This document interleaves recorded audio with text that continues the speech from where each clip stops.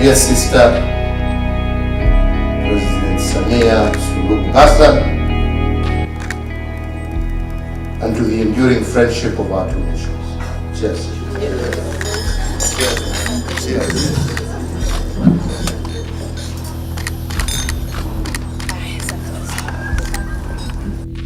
Nimeambiwa leo nitalishwa futari na kakaangu, na ilikuwa futari haswa. Maana yake nimepikiwa vikitu vote vile vya Kizanzibari, nimevikuta huko.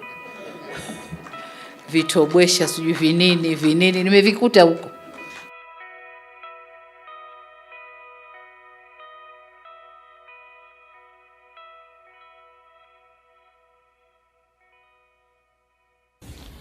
Mna bahati kwamba nchi zetu mbili, upande mmoja kuna uhuru wa kufanya biashara na upande mwingine kuna suluhu.